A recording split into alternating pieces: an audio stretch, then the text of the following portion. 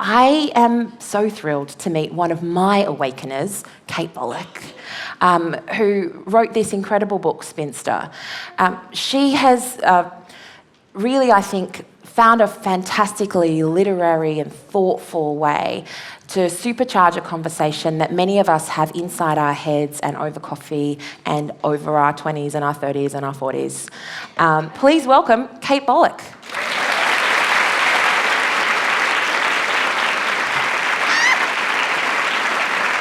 Hi. Which one do I just speak? Okay, great, yeah.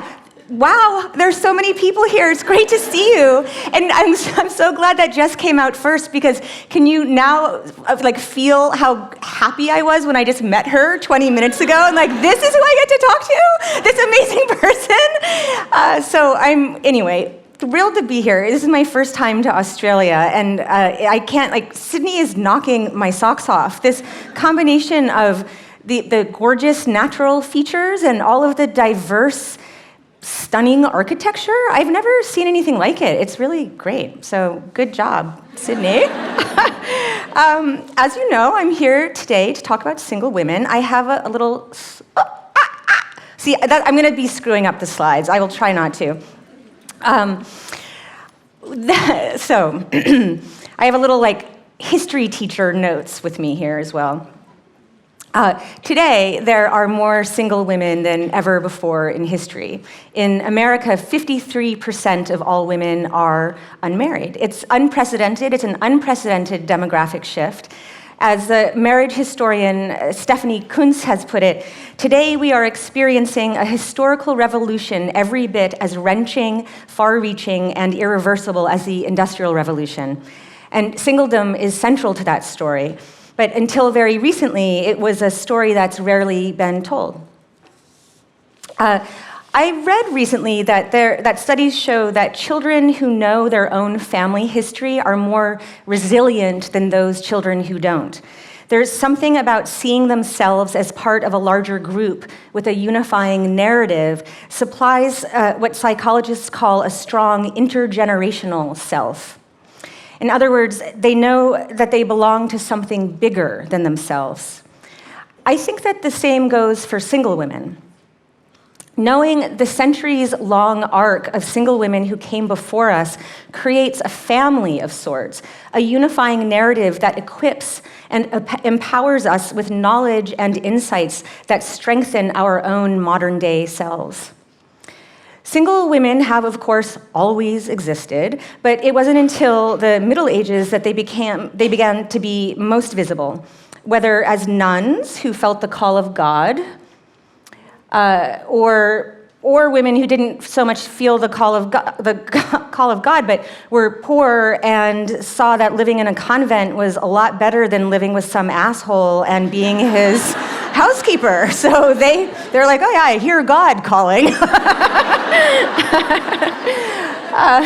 They were also witches, those freelance entrepreneurs who knew everything there was to know about herbal remedies and lived on the margins of society. Or prostitutes who mingled with men but had few, if any, rights. Back then, the only socially respectable way for a woman to work outside the home was to get a job spinning wool into thread. Isn't it interesting how those, the prostitutes and the spinsters, it's kind of similar, those images? They were called, these women who spun wool into thread were called spinners or spinsters, which at the time was just a neutral occupational descriptor like baker or fishmonger. Because the only women who were able to work were those without responsibilities at home, spinsters tended to be young, single, childless women or older widows. Judging from artworks of the period, it seems to have been a pretty good job. You got paid money and you hung out with other ladies all day. I want that job. Or you just had some time to yourself, which is a rare commodity even now. It wasn't until 17th century America that the term spinster took on a pejorative cast. In order to build a new population, every man, woman, and child needed to be on board. So that for women, that meant as soon as you became fertile, you had to be giving birth until you lost your fertility or died first. You probably died first. If you didn't, you had 8.2 children. And you were pregnant many more times than that because most of your children died in infancy so it was not fun. If a woman wasn't married and having children by age 23, that's when she was called a spinster and was considered a drain on society, if not a menace. If by age 26 she was still unmarried, she was called a thornback, which is a species of flat, spiny fish, and that has not stuck around. But that's when the notion of a spinster as a cranky, old, lonely woman began to take shape. Marriage-obsessed Victorians more or less carved the stereotype into stone, adding variations such as the batty old maid and the dried-up maiden aunt. And then created card games to further indoctrinate us with what we would look like if we didn't get on board and get married. It's just so weird. What intrigues me about the word spinster today is that though it's not part of our everyday vernacular, we all agree on who she is, that cranky old lady with too many cats. And when we're feeling down about our romantic lives, we pull her into service. We say, oh my God, I haven't been on a date in months. If I don't find someone soon, I'm going to wind up a lonely old spinster. It's as if the spinster is a ghost floating around, haunting us into believing that there's only one way for a woman to live, to be a wife and a mother. It's all the more intriguing, then, to pause and take a look at the various ways in which the single woman has been portrayed in the modern era. There's Rosie the Riveter. There's the femme fatale. There's the ever-delightful Mary Poppins. I think she might be my favorite spinster. There are dangerously sexy lesbians who live on Lesbo's Alley.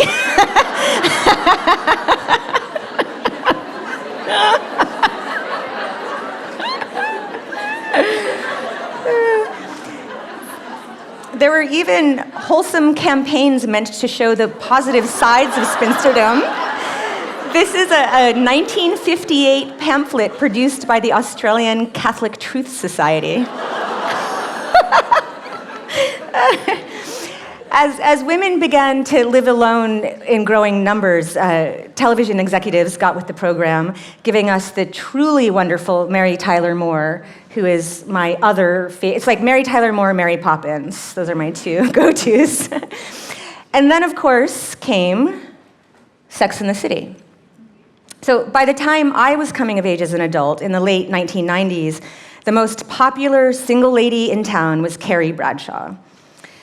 Sex in the City was really important for dramatizing a new demographic reality, but I didn't see myself reflected in the show. All I saw was a bunch of frivolous women obsessed with dating and buying shoes. These are just a few of the way, when Carrie would talk to herself and ask questions. So she would just ask herself these questions that I thought were dumb. My own interior voice sounded a lot different than Carrie Bradshaw's, but not in a fun way. My interior voice just freaked me out. I was like,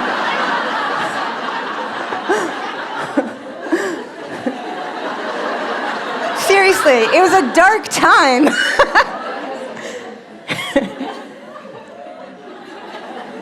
I was really freaked out by myself. So to make a very long story short, and a story which is told in my book Spinster, I channeled my alienation from my own cultural moment into looking for single women whom I could relate to. Among my first discoveries was the 19th century writer Neith Boyce. So there she is, looking like a proper bohemian. She was one of the leading lights of Greenwich Village, Bohemia, in New York City at the turn of the last century. She was born during the Victorian era, but she was not at all like the Victorians I'd learned about at school. In her early 20s, she moved to New York City to live alone and be a writer.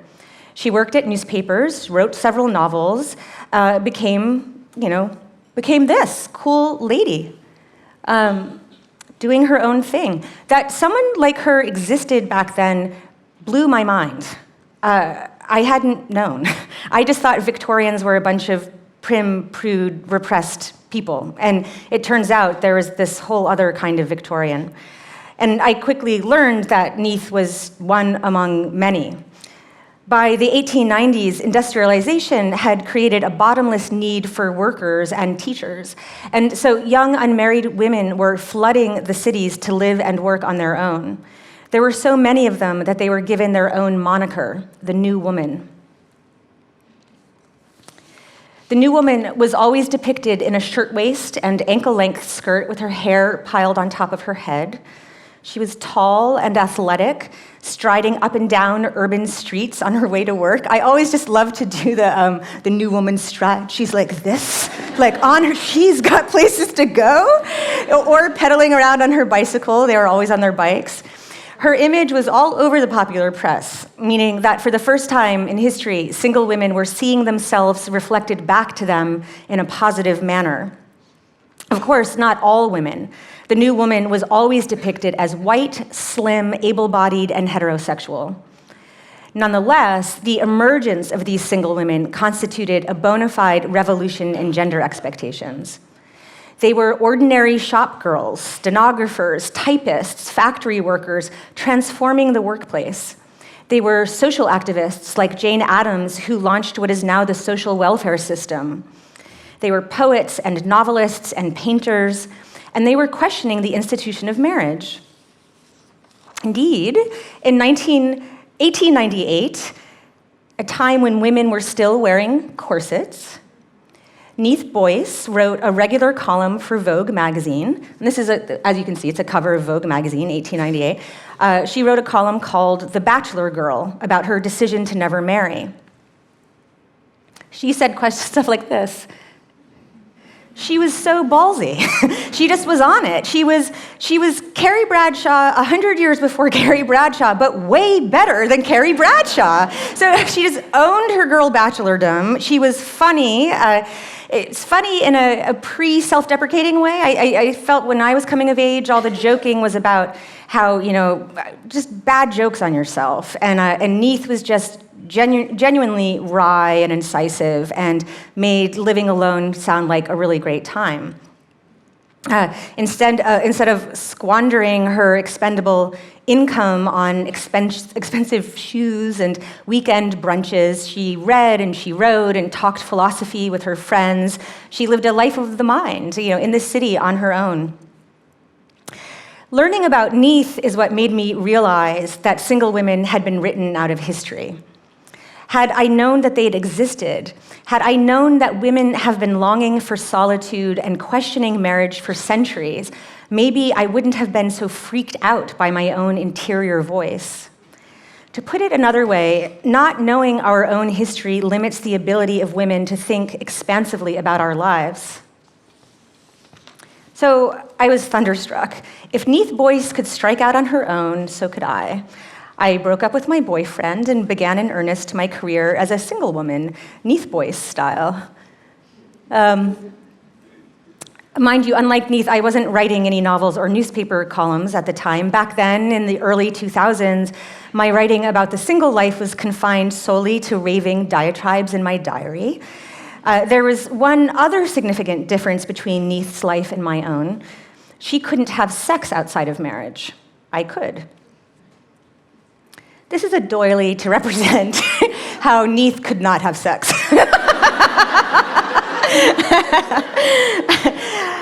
So now then flashing forward, now we're in the 2000s, 2000 whatevers. At first, the freedom to have sex with whoever I wanted, whenever I wanted, was liberating and exciting. But it didn't take long for the novelty to wear off. I realized that I didn't actually know how to have casual sex. And mostly this is because I'm not a casual person. But in addition to my temperament, I just didn't know how to spend time with a man without it veering onto that familiar, expected path toward coupledom and marriage. This is when it struck me that I had been infected by the stereotype of my own era, the hyper-sexed single woman. By now, casual sex is so intimately bound up with the prevailing cultural image of the single woman that there is no longer any one representative face, no Mary Tyler Moore or Carrie Bradshaw. Casual sex is all of us. So now I'm going to don my sociologist's hat. I'm not a sociologist, but I read things that they write. So this is a percentage of married households in the United States. Speaks for itself. So dating emerged as a social practice in the early 1900s to accommodate the many young people who'd moved away from home and who would no longer be marrying the farmer who lived down the lane or whatever. By mid-century, when marriage rates were at their highest, look at that, 80% of people were married at mid-century. Courtship and dating patterns were firmly fixed in place. For example, when my mother finished college in the 1960s, she dated around for a couple of years, met my father, and in 1969 joined the vast majority, as Neith used to put it. That is, she got married. Back then, courtship was fun because you only did it for about 2 minutes. The whole point was to make a decision fast and get on with things. But a lot has changed in the decade since. To look at that another way, we have another chart. When my mother finished college, only 17% of women were single. Today, I mentioned this statistic already, but in the US, that number has climbed to 53%. There are more single women than ever before in history. Meanwhile, the age of first marriage continues to climb. In my mother's day, it was 20. Now it's 27 and rising. Yet, in spite of the fact that most people now spend at least a decade on their own before marriage, and often longer than that, we continue to treat this period of time as a courtship phase. But rather than a few years of running around, today the pursuit of love is a digital marketplace that's open 24 hours a day, 7 days a week, consuming a great deal of our time and money, and in return, generating a great deal of anxiety. How are we supposed to find, listen to, and heed our interior voices amidst the deafening static and buzz of all this activity, data, and information? Sure, some people are having the times of their lives out there, but more common is Aziz Ansari. Is that resonating? To recap, in January, an online magazine ran an account from an anonymous woman who'd gone on a dinner date with Ansari and then gone back to his apartment and experienced a distinctly not pleasurable sexual encounter. Our lives as single women are radically different than they were just a generation ago, but we're still grappling with outmoded institutions and practices, trying to unsingle ourselves at the earliest possible moment. What if instead of thinking what if instead of thinking of singledom as a problem that needs fixing, we see it as a way of being that's every bit as valid and valuable as coupledom? What if we channel our energy into ourselves, into our careers and creative passions, making full use of the boundless opportunities that are ours for the taking? What if, instead of worrying that we'll wind up lonely old spinsters, we embark on adulthood enjoying our many freedoms? Does that sound familiar? Men! That's what men get to do. That's all it is. Of course, it's not a particularly enviable time to be a man right now. I brought up Aziz Ansari as a punchline, but I also see that incident as the embodiment of modern courtship. He was enacting the contemporary dating ritual as we know it. For all the progress that we've made as women, courtship remains stuck in the 20th century, still revolving around habits like men picking up the check, but now also with the full expectation of post-dinner sex, which isn't always mutually gratifying. What struck me most about the Ansari account was how common it was, how familiar. The expectation for sex, but on a man's terms. That is, sex removed from sensuality or female pleasure that resembles more closely a scripted social interaction than an actual sexual interlude. So maybe we don't have to embark on adulthood like men. Maybe instead of modeling ourselves on other people, we just be ourselves. The problem with heroes, after all, is they always let you down. After I discovered Neith Boyce and drew from her the strength to leave my marriage track relationship, I located her biographer, and what I learned devastated me. In 1898, while Neith was writing her column in praise of the never-married life, she was being hotly courted by the handsome anarchist labor writer Hutchins Hapgood. The following year, she married him on the condition that it be an open marriage, which itself is a whole other story. But I was like, what? Neith, we were going to be single together for life. What? So what I took away from that unexpected turn of events is that emotions are changeable. And when it comes to love and singledom, we can't look to other people to be heroic paragons of virtue and resolve.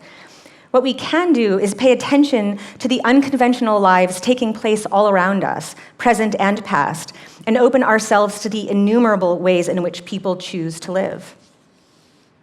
Rather than looking for heroines to aspire toward, I offer you the term awakeners. I borrowed it from the great American novelist Edith Wharton, who used it to describe the books and thinkers that guided her intellectual journey. In my own book, Spinster, I use it to describe the single women from yesteryear who awoke me to new and different ways of thinking about love, marriage, and not marriage. Finding your own awakeners is really easy. Take inspiration from wherever you see it: movies, books, paintings, an interesting-looking person on the train. Be always on the lookout for your own guideposts.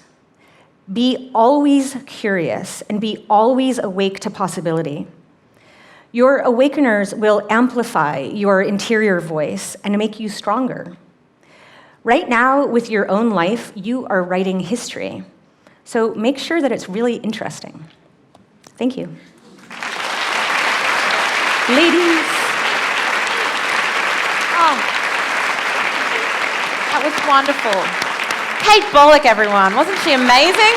Oh, thank you. Oh, you were such an awakener, honestly.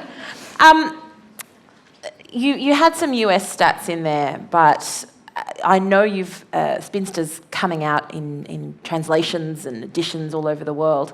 How universal is this experience? So it's been really interesting to watch Spinster live around the world. It's across the Western world, it's pretty consistent. Then in China, there's the phenomenon of leftover women, is what it's called. There's an excess of women, and there are very few quote-unquote marriageable men. Society does not know what to do. It's been pretty new and interesting. I've found that in countries with strong social welfare states, they're not at all threatened by Spinster. So, like places like Italy and Spain which are fairly religious countries in comparison to others, they really respond to Spinster and find it exciting and radical.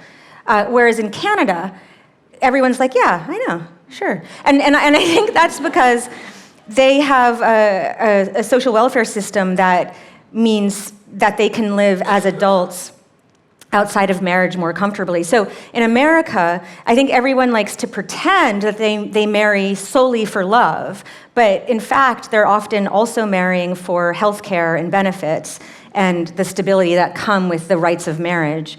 And so I think Spinster can hit a weird nerve sometimes in America because people are like, what are you talking about? Like, I marry for love, but it's conflicted. It's different.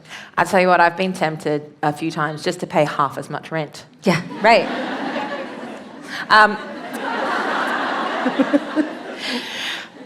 But let's not talk about real estate. We are in Sydney, but we're not going to go down that alley. One of the things that really resonated for me reading Spinster was this idea of us as women defining our own narratives and centering ourselves in the middle of our stories. And early on in the book, you talk about the way that we define the single woman. She's always defined in relation to someone else or what she doesn't have. Can you tell us more about that idea of developing our own identities and our own narratives on our own outside of the context of a relationship? Yeah, the Spinster began as a book, as a tiny little seed in my mind in my 20s when I first discovered Maeve Brennan, who I write about in the book. And I first became aware of her because of a photograph in The New Yorker of her. She was a writer at mid-century who wrote for The New Yorker. And she, A, looked like the most autonomous woman I'd ever seen. And then B, her writing, which is beautiful and amazing, and everyone should read all of Maeve Brennan's work. It was the first time I had ever read a woman writing about herself, not in relation to someone else, whether as a daughter, a mother, a wife, a friend, a sister. And that opened up something for me. That opened up a way of realizing, like, yeah, I want to learn how to live in the world on my own, not as these things that I've been defined by all of my life. And doing that, of course, is hard, right? Like, we all know, like, just staying true to yourself, listening to your own voice it can freak you out. It can make you feel lonely. But you just really do have to keep listening to your own compass. And I guess you can't listen to a compass, but just listening to yourself. And when one of the greatest compliments I've received is a couple of years ago, I gave a talk at NYU where I teach about Spinster, and the professor who introduced me said, Kate has always had the courage of her eccentricities. Isn't that great? I was like, wow, thank you. I just felt like a weirdo. And that's another thing I love in your book, where you say, have too many enthusiasms to actually live with anyone? And that's one of the things I find when you have the opportunity to define yourself as your own person, is you have all this time. Right? Yes. Like, you're just swimming in time that all my married friends don't have. Yep. I'd never have to have a conversation with anyone about what I'm having for dinner. Yep. And I think all that extra non-dinner conversation time right. is what lets you have your eccentricities and your enthusiasms, no? Yeah. It's funny, when I was going through one of my dark periods of singledom, I have a little brother, and he was like, Kate, it was because some guy dumped me, and I was like devastated. And he said, Kate, you're the cake you bake. If that guy doesn't want a slice of your cake, there's another cake down the counter. He can go have that cake. You're your own cake. And it really helps. I walked around, I was like, I'm the cake I bake. It was really the cake I bake. Someone turn that into a hashtag now. I love that. It's so funny because I'm never happier on a day-to-day, hour-to-hour basis. I'm never happier than when I'm on my own pursuing my eccentricities and enthusiasms. But there's this voice in my head that's telling me that I'm not normal, or that there's something wrong, or that I'm not adulting because I'm not defined in relation to someone else. How do we shut that voice up? Yeah, I think that the key to shutting up that voice is just like a version of cognitive behavioral therapy, that when you hear your negative thinking, you just say, shut up, self. That is the culture talking. That's not you. And I mean, I don't know any other way to do it. Do you? No. But something to do with the labels, I think, has got to, we've got to start interrupting that thing where we describe women as, the Sheryl Sandberg leaning in, or the childless executive, or the woman having it all is another one that you talk about. And I guess we interrupt it in our conversations with our friends, and we point out that that's not true really for anyone. Right. Yes. Yeah, I'm glad that you talked about the typification of women. Yeah. It's weird. It's as if we're still exotic creatures. Yeah. And need to be put into a zoo with little labels on us. Yeah. But maybe that comes back to your idea of single women are kind of a disruption to the order, the status quo, the financial, the economic system. And so we need to be of a type. Yes, yeah. It still surprises me that even today, single women are considered a threat in certain circles. And it can even be just in the most boring way, like when you can feel another woman thinks that maybe you want to get in on her man or something. Yeah, good. The vixen. Yeah. Speaking of the economy, I loved this point in your book about how economic and social conditions really define the way that single women are portrayed. And you say single women are perceived more positively when the economy needs them, meaning that macro-level financial forces have contributed mightily to their public reputation. Yeah, that really was an awakening moment when I put that together. So you can just look back over history, and when an economy is booming and there are lots of jobs, and we need people to fill them, we like women to leave the house and have jobs. And we don't care so much that they're not home pumping out babies. But then as soon as the economy starts tanking, society wants the jobs to go to the men, and women become threatening. We don't want the women to have the jobs. And that just goes up and down, up and down. And now that I'm thinking about the up and down, another thing I was trying to show in Spinster is that we like to think of progress as a straight line going from here to forever best. But in fact, it's circular, or is circulinear? Maybe that's the word I'm looking for. But it's loopy. Loops. Loopy is what you're looking for. Yeah, exactly. It's loopy. It's totally loopy. Yeah. Well, those graphs, I love a graph, but those are probably my favorite graphs now.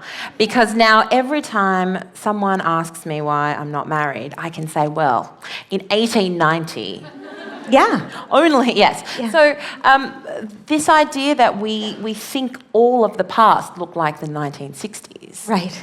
How do we break that? I mean, how do we break that culturally? I suppose that's a big way that we can do that. Oh, yeah. I mean, I sort of hate that so many answers about how we have to change culture come down to television and movies and advertisements, but it's true. Like, we still don't even see single women in advertisements. Really, it's mostly advertisements are mostly catering or targeted to mothers still, and to guilty mothers. Yeah, hairy every surface. Yeah, Right.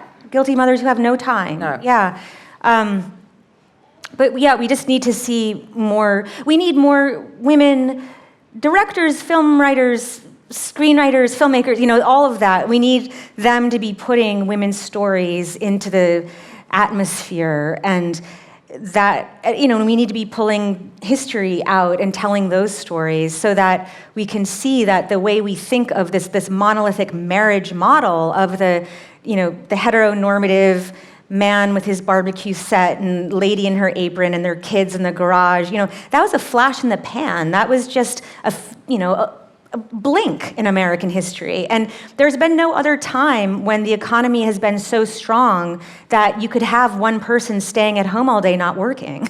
For the rest of American history, it's been dual income families. Even if, women were working at home and men were in the public sphere, so-called, but anyway. But I mean, anywhere that had, a settler or colonial mindset, I mean, people were out there working on farms, or it's also a class thing, I suppose, as well, isn't it? Yeah. That people who were working class, until very recently, everyone had to work. Yeah. And class and spinsterdom is interesting. When I sat down to write the book, and was going back into my family tree, I realized that we didn't have any spinsters in my family tree because we weren't rich enough. We were just a kind of mutt immigrant American family. My dad likes to call us dirt farmers, so everybody, for a very long time, to be a spinster was a privilege. It afforded only to the upper classes. So even if you were staying at home and taking care of your family, or if you could live outside of the home, it was because you were born into a family that had money for you. And so I have, I have rich friends who have these glamorous spinster aunts back in the family tree that I'm really envious of. I wrote about one in Spinster who turned out, so Edna St. Vincent Millay, famous, iconic poet of the early 1900s, free love, free sex, everything. My childhood friend, who comes from a wealthy family with many dignified spinsters, one of them had an affair with Edna St. Vincent Millay in the 1920s, and she had tattoos. I didn't know that women, she had like a tattoo behind her ear and on her ankle. It was pretty cool. I wish I had a great aunt like that. Kate, we're first generation eccentrics. Yes, right. Right. We will be somebody's crazy aunt. So, I think about that a lot, though. Yeah. Well, when you talk about the self-deprecating humour thing, I often, when I have to, describe myself as a pank. Professional auntie, no kids. And it's kind of like a sort of a way of cloaking something that I'm not totally comfortable with in something that makes it a choice and makes it more assertive. And do we need to stop joking about this stuff and talking about the fact that sometimes it does hurt? Oh, I mean, I would love to talk about the pain of aunting. Can we? Yes. So, I wrote an article for the New York Times, like in 2010 or 11, in praise of aunthood. And so I had been an aunt for a few years at that point, and I was like, this is it. This is the best. I don't have to have kids. I have this amazing niece. I've got it all figured out. And then my brother had another baby, and that day in the hospital room, when I went to meet her, I felt for the first time this change, like, oh, right, now they're a nuclear unit and I'm on the outside. Yeah. But then there I was in the public eye all of a sudden because of this article, like in praise of aunthood. But in fact, my aunthood started to take on a darker cast where my brother's kind of pissed off at me because I don't babysit enough, or they're like weird expectations. I want to raise them a certain way that they're not doing. They're raising them their own way. I was like, wait a minute. This is more complicated than it seemed. Yeah. It's all responsibility and no rights as far as I can tell. Right.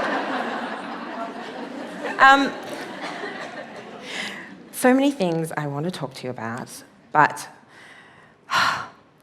this idea of living alone well, which I think you got from Edith Wharton, is one that I think we have to talk about because, this is the great challenge of, for me it's, why would I cook? It's just me. I'm just going to eat, some sardines from a tin, which is a perfectly acceptable dinner. It is.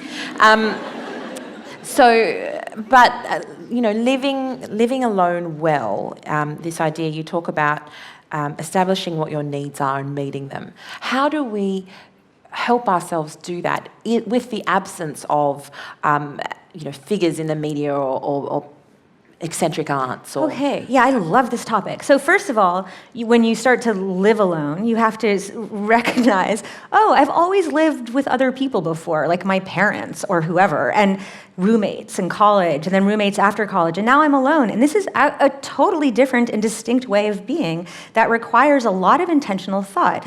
Now, I'm glad, Susan Cain has made the whole introvert revolution's been going on, and that's actually a very useful way to start. I discovered that I'm an ambivert, so that means that I'm a little bit extrovert, a little bit introvert.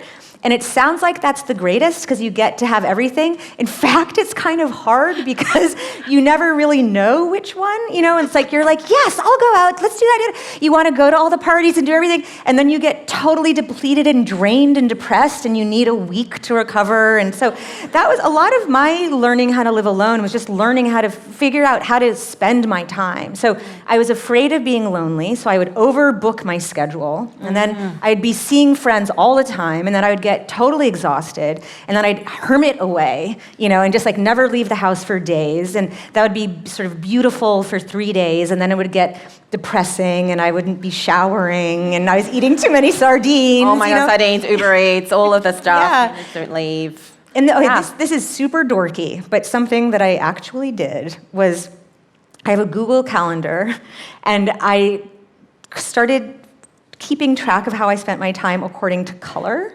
So every category, work, socializing, personal time, travel, doctor's appointments, like self-care, everything had its own color. And I fastidiously filled it in for months so that I could see, kind of trend how I spent my own time. And it helped me figure out what I needed and didn't need. And that made me feel a lot more calm. And then also another way to think about living alone is, or the way I did it, because I'm slightly eccentric, was to think of my house as a place of occasion. So I loved to have friends over for tea. I'd have tea parties or dinner parties or little cocktail soirees. So that was a really big part of living alone for me for a long time, was that making my space feel special and central. That sounds lovely. I mean, mine is much more of a cave full of things. But you talk about the sort of two faces of the single woman, which is a similar sort of idea, this idea that we have to go out and be happy and social and get all of your social energy while you're out. But then, you come home and you sort of lock yourself away and you're the introvert at that time. And trying to get that balance right can be quite hard. Yeah. You've described it in a beautiful way. The dueling desires for intimacy and autonomy, and that's, I guess, in relation to relationships of all kinds. Yeah. I think that was the central tension for me through my 20s and 30s. Was I had this fierce desire for autonomy, but also for intimacy, and I did not know how to find autonomy within intimacy. Some people are really good at it. I wasn't. I just was really good at, I wouldn't say I lost myself in my relationships, but I just let the relationships become all-consuming, and it took me a long time to unlearn those habits and learn how to be. I'm in a relationship now, and I think of myself as a spinster in a relationship, because in a lot of ways my life isn't any different. It has changed, and some of those changes were uncomfortable. Like kind of insert, like unspinstering was a process. Oh my God, that's the next book. I'm ready for that one.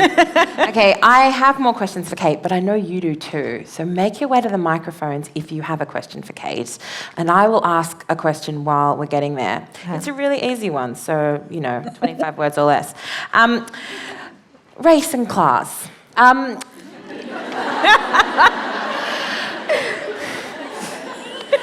So much of our independence, I think, comes because of financial independence. But it's not true for everyone. But also age now. I mean, one of the things I find staggering in Australia is that the fastest growing group of people experiencing homelessness are women over 55. And there comes a point where women who've cared for people their whole lives suddenly find themselves redefining themselves as single people. How do we have a different sort of conversation about singlehood in these 4 different communities and with different communities? Yeah, I mean, I think about that in terms of feminism in general, that I want us to get better at being intergenerational. There's so much knowledge contained in these different age subsets that is contained. We're not doing enough cross-pollination. And ageism is a crazily huge issue. It's the only ism that affects all of us, but we talk about it the least. And it's very pernicious. And I don't have answers for ageism, but it's something I really think about. And I've been struck with, I'm in my 40s, and in my own peer group, there's a lot of fantasizing about, how are we going to grow old? Are we going to have a commune where we all get to live together and hang out and kind of do it like Golden Girls style? And totally.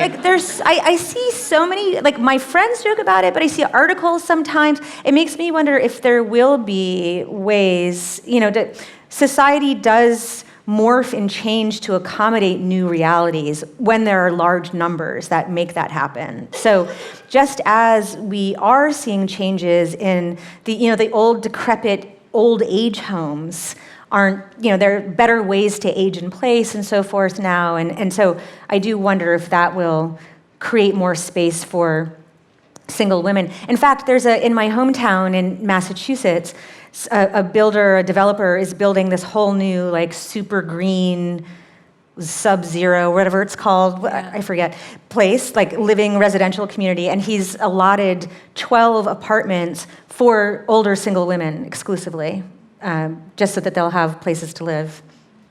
That's fantastic. Yeah, really nice. So intergenerationality and then also intersectionality, I suppose. Yes, and also, and another note, I've just been thinking recently in terms of intersectionality about how it's no coincidence that Black Lives Matter and Me Too are started by, the African-American movements, and that Black women have learned and been taught a kind of power by necessity that white women haven't. And so they are able to push forth these really strong voices that white women have a lot to learn from. Not that, I don't mean to say that black women have to be teachers, but that there's still so much intersectional learning in both directions. Absolutely. We have a question over here. Hi. I'm a little bit short, so I'm just going to do this. Firstly, the commune, my girlfriends and I have talked about that. We're actually going to buy a winery so that we can... Oh, that's brilliant! I'm stealing that idea! Oh my God, yes! I just wanted to ask a question about, we talked a little bit about silencing your inner voice, but how do you silence those external voices and not actually silence, get them to celebrate your choices? As someone who left a 10-year relationship that was very much ticking all those social boxes, I was very fortunate to have my single girlfriends around me who were like, you can live alone, that's okay, like let's go up, you're looking at apartments and things and we'll talk to you about how you do rent when you're on your own. But my friends that were married and even my own mother said, but you're going to be alone. And I got a lot of criticism from that. And it was exhausting and challenging that. And I just wanted to, I haven't read your book yet and I will buy it after this, but I just wanted to kind of get your perspective on how you actually not only kind of, I guess, silence that, but actually get your choices celebrated in the same way that we celebrate those more, I guess, socially acceptable choices that women make. Yeah, it's such a good question. I mean, one not great solution is to get rid of those married friends who make you feel bad. And I went through that phase. You know, there were my friend evolutions totally reflect where I was moving through my ideas about singledom. Also, married people in general have to really change themselves and do the work to understand that single people do have different lives that are okay. And also, in terms of the kind of feeling, oh God, I just lost my thought. No, I mean, let me jump in here because, oh my God, okay, this is now a counselling session. You know, yeah, losing your married friends, that can happen, but you do it intentionally and then they disappear for a bit and then the kids turn 5 and suddenly they've got time again and they come back. Right, yeah.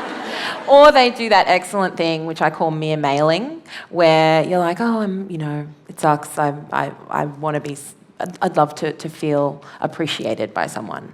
And they're like, oh, you don't want that. I mean, James never, puts the toilet seat down or takes the rubbish out or whatever. And you're just like, it's such a simplistic view of what singlehood looks like. Singlehood is freedom and going out all night and spending all the money on yourself and being in this perpetual state of kind of teendom. Right, teendom, right. And when they're not pitying us, they're resenting us for our freedom. So that is the flip side. I had the pleasure and honor of sitting next to Fran Lebowitz last night at the dinner, and she said, oh, whenever anyone complains about not being married, I just say, haven't you ever met a married person?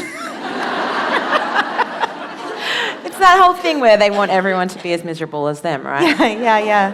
Because oh, I don't mean it. It's a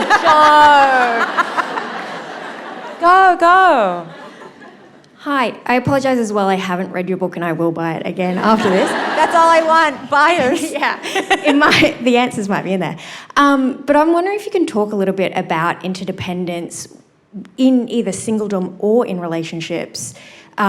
Because I find I quite often flip between the two. Like, I am so independent, I don't need you. I just moved yesterday and my friends were like, can we help? And I was like, no. And they're like, oh, sorry, you're a single woman. And I was like, yeah.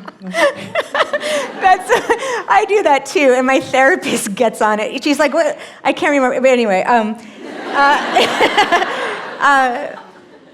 I mean, it's just another balance that you have to find. It is, I mean, weirdly, 2 years ago, right before Spinster was coming out, I was diagnosed with breast cancer, and everything's okay now, but it was a really scary time. And it taught me how even though I think of I have no qualms calling up my best friends when I'm in emotional duress and want to make them listen to me when I need to talk about something. But when it came time to dealing with breast cancer and doctor's appointments, I didn't know how to ask for help. I didn't want to. It just felt like I want to do this alone. This is my own private thing. Nobody else is involved. And I had to really push myself to let other people be part of the experience, which is weird, cancer experience. But people want to. People want to help you. Your friends want to help you move because they want to help you see. They want to help see you through that transition and be part of it because they want to be part of your life. And so sometimes it's as simple as that. But I definitely found through. It took me a long time in my. The friendship in singledom could get confusing for me sometimes because I would, my friends became my emotional center, and I could be relying on people more than I should, or my brother, for instance, more than I should. So I did have to learn a lot of self-reliance in that regard. So I'm not giving an answer here. Do you have one? I think, a lot of it, I think, is about distributing the load in, right. When you're lying on a bed of nails. Got to have a lot of nails. Or as I write in the book, diversifying your portfolio. Diversifying your portfolio is a much better metaphor than ever that one. But I get it. You know what I'm saying? Yeah. So I spread yourself around, basically. Yeah, this is all working. I should stop talking. Anyone? Oh, yes, good.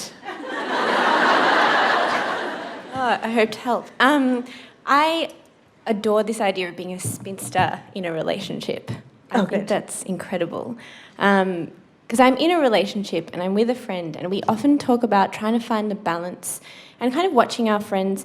I'm sure we've all had friends who start a relationship and then they just fall off the edge of the earth. Yep. And it's very fucking annoying. Yeah. And I don't ever want to be that person, and I love my partner, but I adore my friends and I enjoy my life, and I really hope you write the book on Spinster because I need it. But I guess my question is, in a very basic breakdown, how did you and how are you striking that balance? Because it's something I'm constantly thinking about and talking about and trying to find as a woman who wants to be well-rounded and more than a partner and a very good friend at the same time. I'm so glad you asked this question. This is the thing of my life right now, is thinking about this. And so part of it is what you were just saying, just spreading yourself around, taking that mentality into your relationship. And so we hear there's lots of lip service given to, oh, you can't rely on your partner for everything, but you can't. And so for instance, my best friend is so much more romantic than my boyfriend is. All of my friends are more romantic than my boyfriend is. Yeah, so she's the one who's texting me this morning, she wrote this whole long email about pretending that she's in the audience right now, and she's leaning to the person next to her and going, that's my best friend up there. And and I know you look great and you chose the right dress and blah, blah, blah. And just all that reassurance and love. And my boyfriend's just hey, hope you're feeling okay. And so it's been funny to actually get my romantic needs fed by a straight friend. But yeah, I just feel very alive to the fact that I get very different things from different people in my life, and that I absolutely, I don't rank them really, or the ranking pool has several people in it. It's my boyfriend, it's my best friend, it's my dad and brother. There are a couple of other friends in there, and then there's the next layer of people who I would drop anything and do anything for. It's just that I don't happen to talk to them every day, and so on. But it doesn't, I don't know, I don't do that thing where my boyfriend is the special one. It's there are a lot of special people, and that is, it seems just more like a mindset that once you're doing it, then you have no problem making time for it. So Nicole, my best friend, and I, we end up taking a lot of vacations together. My boyfriend and I don't even go on vacations together because we're both working too much, and Nicole and I are able, it works with our schedule. I can feel sort of guilty sometimes that I'm leaving my boyfriend home alone, as I gallivant off with her, but I quell that guilt because it doesn't really matter. I agree. That was great. I wanted to ask how teaching students of my generation and Like yourself. like myself, Hi. and around my age has shaped or changed or reaffirmed your view of independence or singledom. Well, so I've been teaching for several years now, and I love it for many reasons, among them just the opportunity to be around late-age teenagers and 20s people. And I find that the millennials and younger, I really love these generations. You guys are, like, all of this social awareness that we were taught and doing in college, but doing it in a very assertive way. Like, I was like stomping around in my Birkenstocks with my coffee container or whatever, but like really proving it all the time. And you guys, it's now been absorbed into the culture enough that you take for granted so many important progressive ideals about how to live, how to conduct relationships, how to treat the environment, how to think about race and gender. So I feel really good about you guys, and find that, I mean, if anything, I do hear some of you talking about, like, the fear of commitment, or like, is there this plague of, because of dating apps and so forth, that young people are afraid of love and afraid of getting into a relationship. And I don't think that's the case. I think that what you're doing, and I mean you in the general sense, is just actually not doing that thing that our generations did, which was just couple up too quickly. You're living your lives longer in more kind of group herd arrangements, and friendship.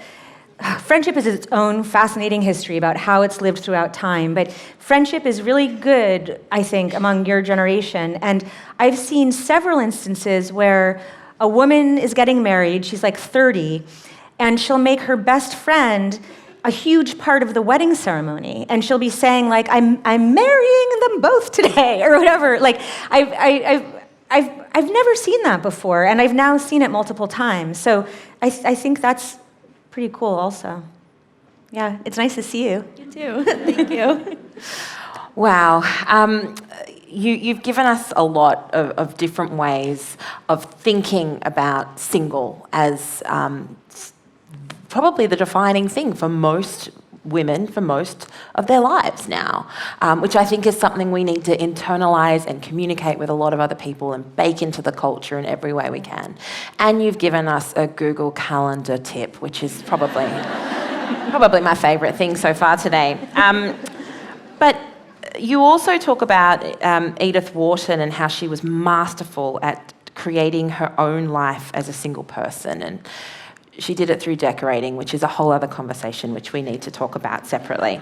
But can you leave us with another piece of advice, or a piece of advice about designing your own life, creating your own life space and identity as a single person? Yeah, so Edith Wharton, great American novelist, born into a very wealthy family, did the conventional things when she was a young woman, got married, and then when she was around 40, she left her husband, and also around this time, she was designing and building her own house in Massachusetts in the countryside.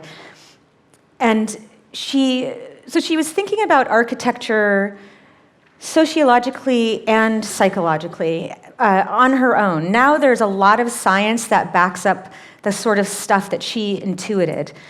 So I am not rich enough, I'm not as rich as Edith Wharton, to do things like, she had her boudoir, which was like heavily decorated with lots of patterns and textures, and that's where she would do her busy work, like writing her correspondence or tallying up her servants' pay that week or so forth.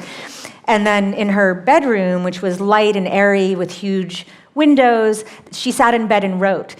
And now science actually shows that closed spaces with lots of patterns and dark colors are very conducive to that kind of busy work, whereas open, airy spaces are good for flights of the imagination. So reading her ways of thinking about interiors really resonated with me. Like, I couldn't do it the way that she could do it, but I could do things like say, I am absolutely only going to live in an apartment that I love, even if it takes me 4 months of like beating the streets, looking for places. Like, I care about what my living spaces are like. And that's all specific. I like crumbled down grandeur is what my apartments tend to be.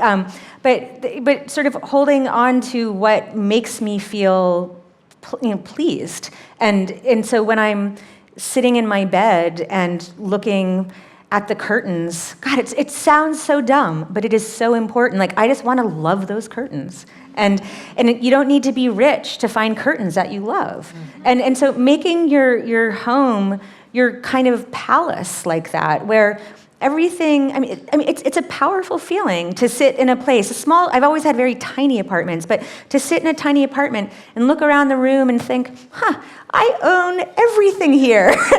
None of it is valuable. If robbers came, they would walk away empty-handed, but I've chosen it all. I love everything in this place specifically, and I find that to be really, energy giving. Yeah. I know exactly what you mean. Well, here's to being eccentric aunts and excellent single people. Yeah. Please thank Kate Bolick. Oh, Jess, thank you so much. Thank you.